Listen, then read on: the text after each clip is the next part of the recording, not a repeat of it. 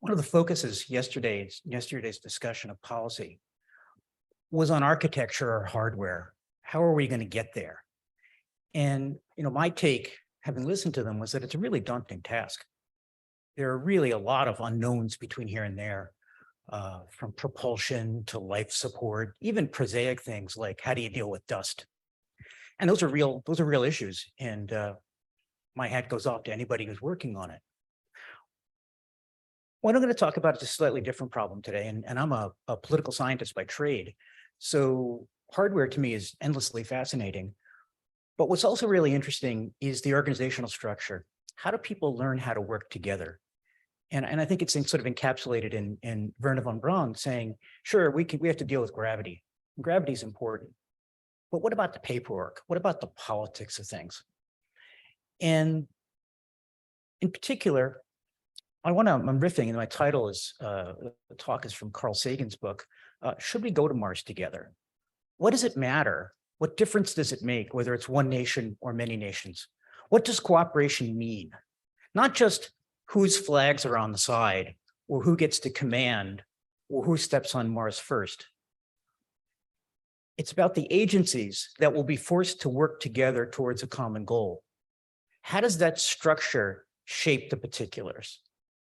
And the overall lesson that I'm working towards here is that when we move from engineering to politics, there are new imperatives. Politics is not engineering by other means. The political system has its own unique impact on how we do things. And you've sort of seen this already. I was listening to the discussion about Mars sample return and how they're going to use electric propulsion to move the samples back from Mars. And Dr. Zubrin made an excellent point that there's a cost there. Why are you doing that? Well, and they said, well, basically, we got to launch on an Ariane. And if we do that, we got to use electric propulsion. That's sort of the big hardware thing. And what I'm talking about here more is sort of the day-to-day imperatives that working together creates. And I'm using the ISS as kind of a canonical example of working together. The ISS was designed, for better or worse, as a true partnership.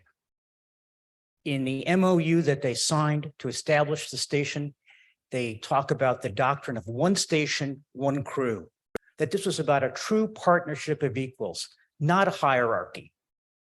And my own research, I studied the ISS and talked to Russians and people from NASA, ranging from astronauts to flight controllers to administrators, to try to get a sense of the ISS as an exemplar.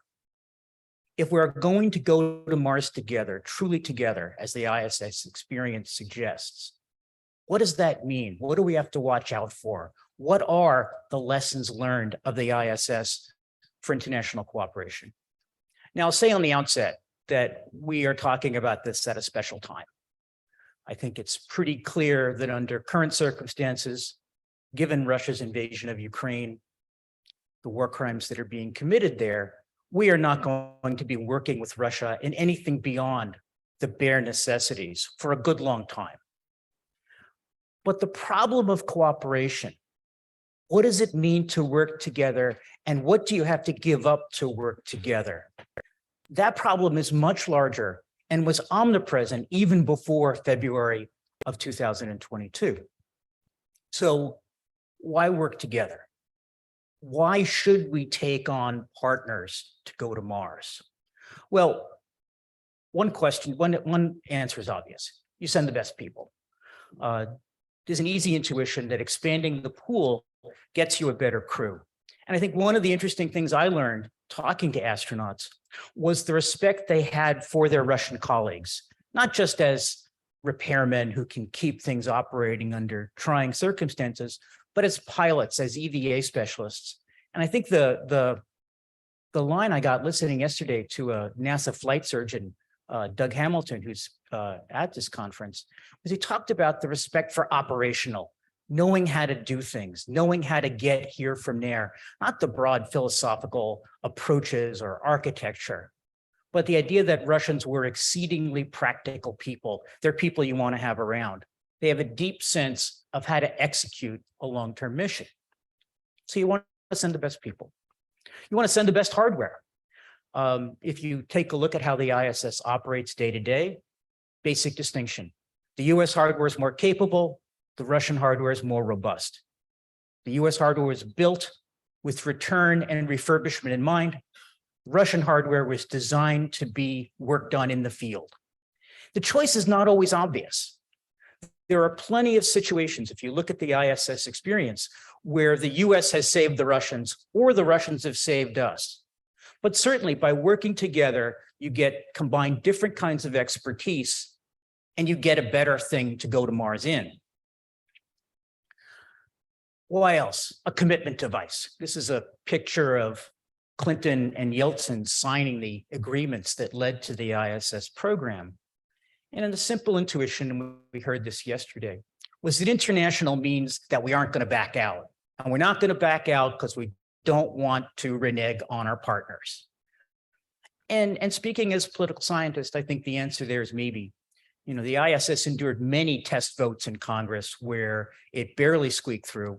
And international was one of the rationales that we have committed to this, we need to stay in this. Now, honestly, I think we probably need a better reason to go to Mars than the fact that we've committed to going to Mars. But okay, this is an argument that's made. You know, final why would you want to do this is money. Now, Greg Autry yesterday was talking about the relative sizes of space program budgets, and I'm thinking more in terms of purchasing power. You know, there's a theory that money isn't going to matter because Elon's going to take care of all our problems. And I suspect what's more likely the case is Elon is happy to build rockets, but he wants to get paid. It will be incredibly expensive to go to Mars, no matter how we do it. And having partners who can chip in, from checks to rockets to whatever, might well be essential. That's the argument for working together. So what does ISS teach us about the downside? What are the costs? All right, well, the first thing, elephant in the room, if you go with partners, you're a hostage to events. Friends may not stay friends. A decades-long partnership means you are locked in. Now, I know that at this very moment, there are people in NASA who are thinking really hard about how you take the ISS and undock the Russian segment and send it on its way. And that may well be possible. It's not easy. The two sides of the station, while they are largely separate, are integrated in ways that are very hard to divide. That said, I don't think there's any way you can separate Mars hardware. Once we go to Mars together, we are locked in. And one of the problems is the people we go with may not be people we want to be with once we get there. Second, deeper problem, and I spent a lot of time talking to people about this. One of the problems with the partnership is that the parties demand continuous involvement. The partners just don't want flags on the side. And they don't want just a seat, a crew seat, to send one of theirs to Mars. The ISS partners all have domestic aerospace companies. They have mission controllers. They have scientists. And their participation in the enterprise is contingent on giving those people something to do for the entire duration of the mission. Their participation is contingent on addressing this need. And this notion of continuous involvement led to some pretty peculiar ways of operating the space station. One, most obvious. This is a NASA chart of all the different organizations and locations that are involved in managing the station day to day. And it's a very complicated structure.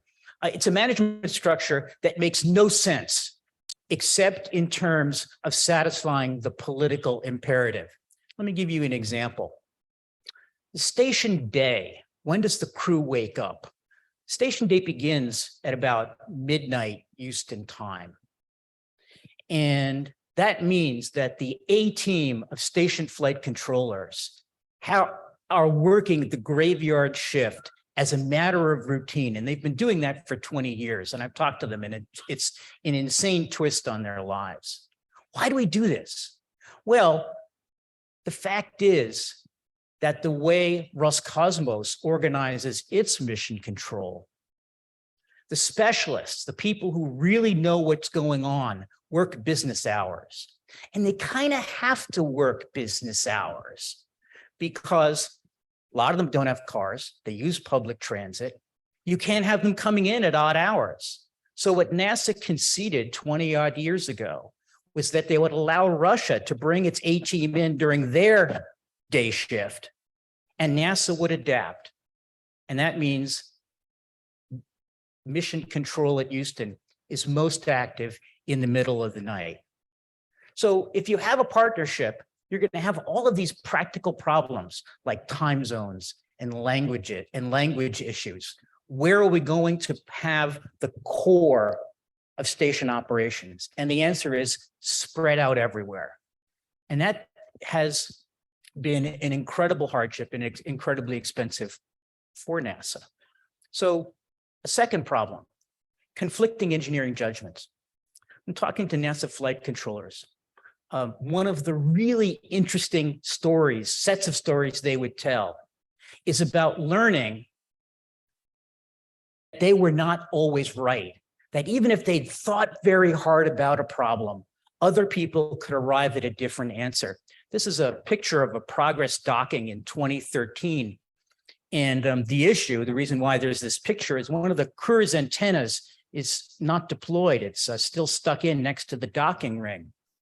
And if you were listening to the ISS air to ground and following this docking, you would find out that the NASA engineers were horrified about this. They said, wait a minute, we can't do this. That antenna's stowed. When we dock, it might crunch against the docking ring and bad things could happen. And the Russians kind of talked about it for about 30 seconds. And they used that wonderful Russian phrase, ladna, which sort of means whatever. And they drove in.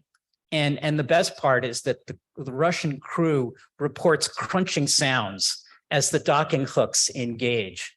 And, you know, it worked out okay. They docked and there weren't any leaks and no harm, no foul. Ladna. It was really a rude awakening to NASA that one of the core tenets of NASA is we've got this. We've worked it out. We've thought about it. We've bought the risks. Our solution is not just a good solution. It's the right solution. And here they found another program which was equally experienced, had thought about it equally, and came to diametrically opposed solutions. And dealing with that cognitive dissonance was and remains a big problem in managing a partnership, in managing a station. Now, the easy answer here, the easy answer is the Russians are risk acceptant and we're scaredy cats. And that's not quite right. And I'll give you the example of satellite phones. Every Soyuz carries a satellite phone. If they land off course, they can sort of call in and say, we're here, we're good, find us. And this is a US, it's a Motorola satellite phone. And it turns out the Russians were incredibly paranoid about this phone because every few months you have to recharge it. And the Russians were concerned that the battery would explode into flames. And this is probably a comment on the Russian cell phone industry. So what the Russians mandated, the NASA guys were like, just plug it in, no big deal. What the Russians made them do is put it in a fireproof bag, seal it up, and only then plug it in. And so each side is paranoid about different things. Each side has risks they're willing to buy and risks that really scare them down to their core. And if you are in a partnership, you have to accept the fact that there are things you must care about that you would rather ignore. The essential lesson of the ISS and how you do cooperation is to stay out of the way. This is data that some students and I collected, and it shows you the percentage of Progress cargo that was for the US segment of the station. And the timeline is between September 2005 and March 2016. And what you see here is that there's a dramatic drop, and it's just about when the Cargo Dragon began to fly.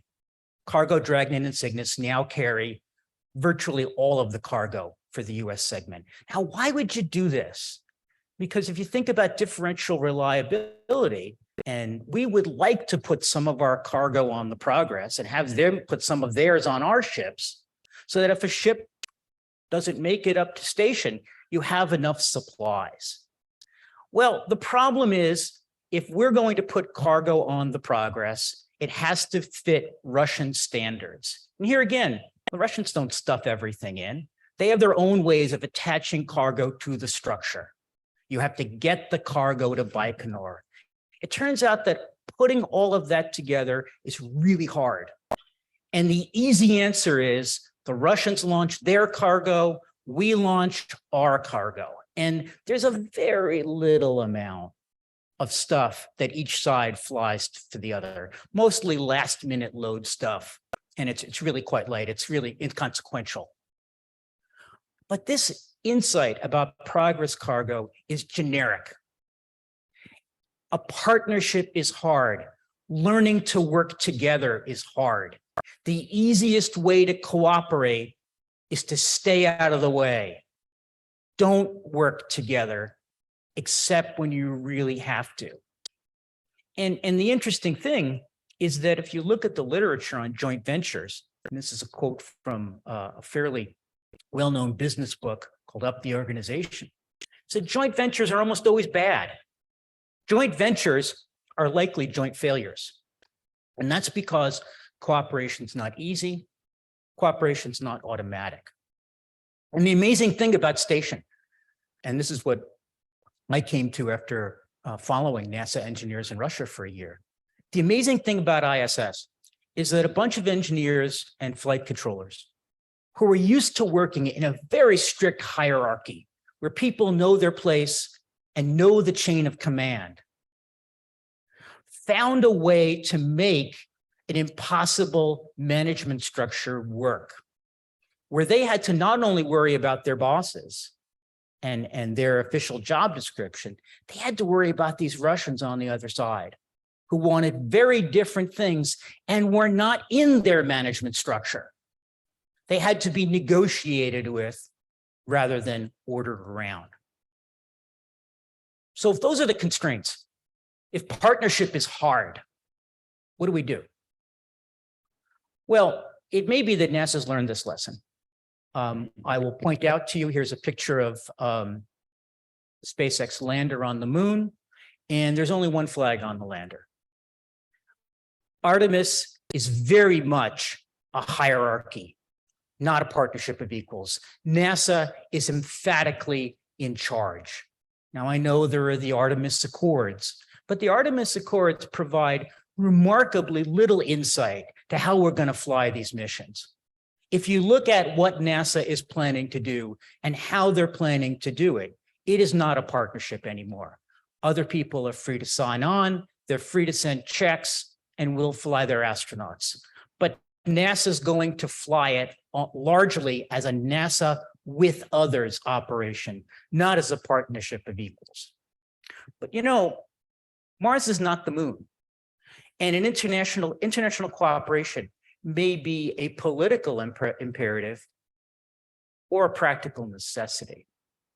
So if you have to cooperate, if you're going to have a partnership to get to Mars, what should you keep in mind?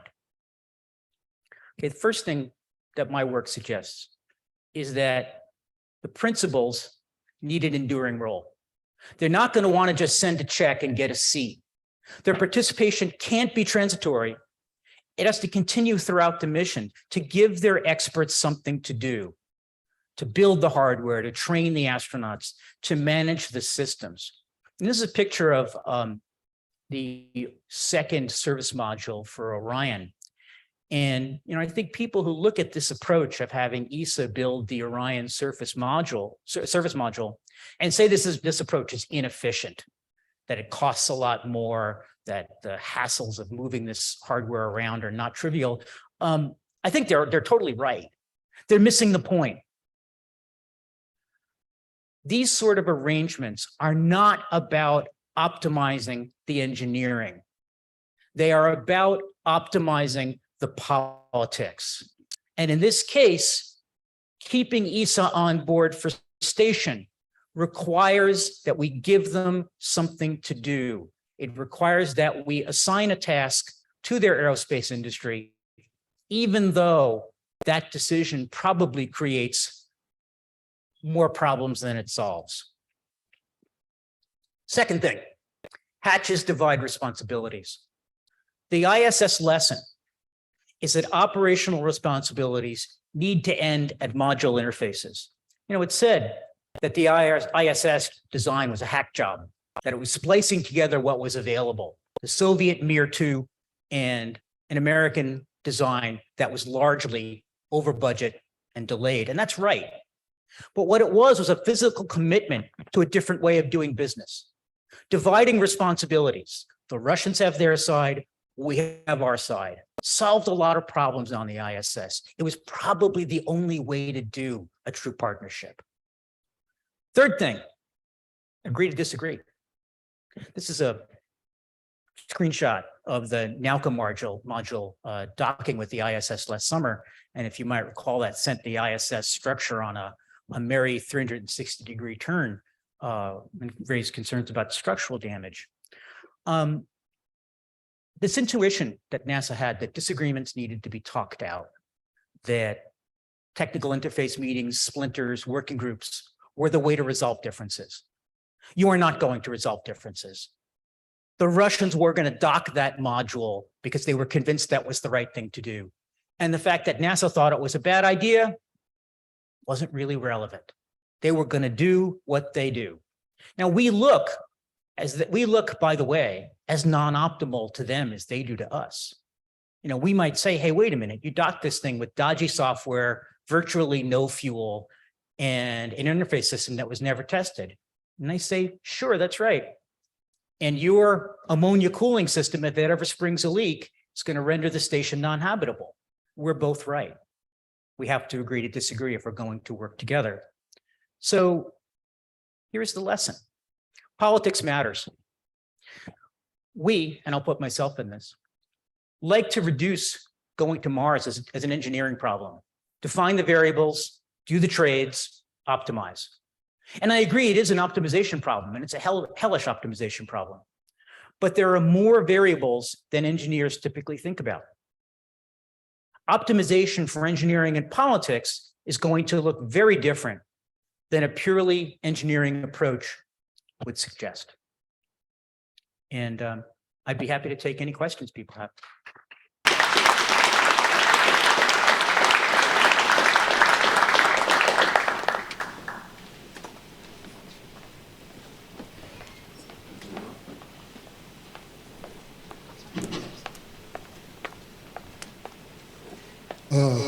First little comment. I think that human history, if you zoom out far enough, is a history of bigger and bigger teams of more and more diverse people taking on harder and harder challenges. So the fact that, you know, we have not learned to cooperate at this level, not mean that that will never shut. So it is still possible that there is some learning to be done. Absolutely. Well, one of the, I'll refer you to the work of Eleanor Ostrom, who did a lot of work on sort of self-organized teams arriving at ways to work together. And that's a very powerful mechanism. I mean, my point is a more basic one, which is this is something we have to worry about. In addition to all the other things we need to worry about, we have to figure out how we're going to work together. And that's probably something to think about in advance. Tuesday.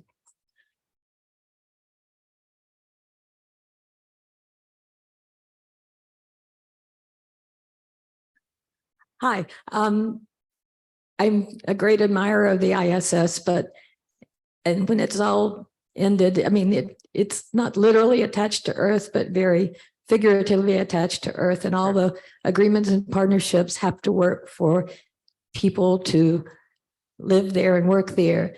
And I don't think you can apply that to Mars. And I think you've suggested that, but I'd like to get your political science perspective on whether or not getting to Mars can be a partnership, but once we're on Mars, all of the models from Earth don't really work anymore, and we have to figure it out all over, whether or not Mars would be beholden to anybody on Earth or any company or institution or National Space Agency, or do we start all over, declare Mars a sovereign place, and go from there? I'm really interested on your take as a political scientist. That's a good question.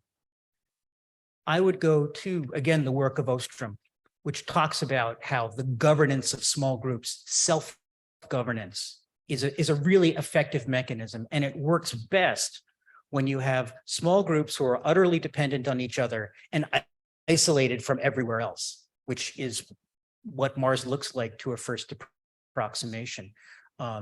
That's where I'd go. I think the arguments about, well, we need a constitution for Mars, we need a legislature, sort of a Kim Stanley Robinson approach. I think that's the wrong experience. What's going to happen on Mars is going to look much more like what happens in the absence of a state rather than the imposition of a state. That's a bit of a guess, but that's where I'd start looking. Hi, I'm Stuart Nelson. Have you looked at how the open source software community manages it? Because they have international cooperation as just as I don't think they even think about it as international cooperation, but there are people all over the world working on these projects, and they do major work. Have you looked at that? Yeah, that is a good model of what would happen in the absence of central authority. I think right now, in terms of what we do once we get to Mars, that's an interesting question. But for the moment, I think getting to Mars is going to be an enterprise of nation states, of existing organizations, different situation. Thank you for the presentation. I guess it's a question of the go it alone versus going together. They're solving different problems.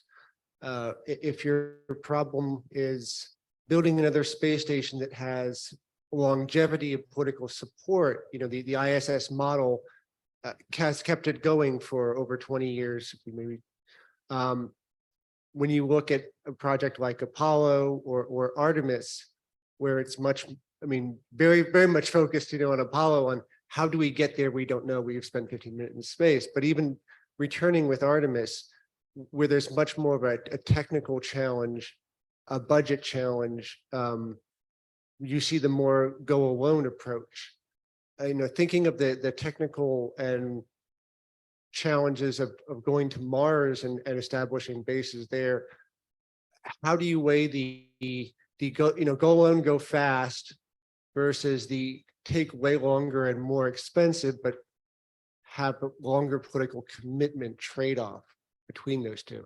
That's a really good question. The thing of it is, really major space programs, we have a fairly low end, and we have Apollo, which was done in an incredibly competitive way. And then we have ISS, which was done in a more collaborative way. It seems to me that those choices, do we work together, do we work alone, were not about the engineering so much as the different politics of the situation. Now, Artemis so far harkens back to Apollo. It's not obvious to me that a Mars expedition, which would be much more expensive, would be something that one nation would want to do by itself. And maybe it would. It's certainly possible. But what I'm suggesting is, if you go together, there are reasons why you'd want to do that. But in going together, you buy an additional set of constraints, and it's worth thinking about how you'd accommodate them. It would look very different if you work together than if you work alone. Which one would you like to do? How much money you got? That's the question. Okay, Robert Suprin. Okay, by the way, just briefly, it's not my main point. A Mars mission would not necessarily be much more expensive than Artemis. A well-done Mars mission or a well-done moon mission would be much less expensive. I'm familiar with the argument. Okay, but that's not what I really want to talk about. The most important and the most successful example of international cooperation in history is the Allied war effort in World War II. and which encompassed about 25 nations. And of course, the big three being the United States, the British Empire, and the Soviets. In that context, I would actually say the Soviets were not allies, they were co-belligerents. We shared a common enemy, we did not share a common cause. But the United States and the British Empire really were allies, okay? And there were other people that were involved that were allies as well. We shared not just a common enemy, but a common cause, a common vision of the world we wanted to create. And this was done, I mean, it provides a convenient model because there certainly were major differences between the US and the British. And we accommodated them fairly efficiently. We didn't have ships that were crewed by Brits and Americans. We had British ships and American ships sailing in the same task force. And in some cases, they were commanded by British admirals, and in some cases, they were commanded by American admirals. And we had American divisions and British divisions, okay? And they sometimes engaged in common operations, but we didn't have mixed divisions. The only enterprise in which there was actually a mixture of personnel of any significance was the Manhattan Project. Okay, Yes. but that was American run, but there was significant British participation. So why can't that be the right model for international cooperation to go to Mars? Bring your own ship, okay? Then if, you know, Japan drops out of the mission, or Italy or someone, we still have all the other ships. Rather than, you see, I think the ISS model is incredibly flawed of making a common a mechanism dependent on all the contributors staying on board. Well, yes, one Russian engineer described the ISS to me as a bulldog mated to a rhinoceros, and it's a fair comp. The other thing I think about World War II was the care with which people like Eisenhower allocated responsibilities, managed control of things, and agreed to disagree. So the Brits did night bombing and we did day bombing because they couldn't come to a common idea of how to manage the enterprise. They went for something NASA talks about in really disparaging terms, segmented operations. You do your thing, we do our thing, it moves in the same direction. Now, you're right, separate ships is not a bad approach if you can afford it. I think NASA put the ISS together as an act of desperation, as Hail Mary. They were about to get canceled. And by bringing the Russians in, they kept the station alive. We may wind up doing the same thing going to Mars. And my point is that that has certain implications. There are better ways to operate a partnership than others. And I'd agree with you. The ISS partnership has some real issues. And if we did it now, we'd do it differently. That's the point.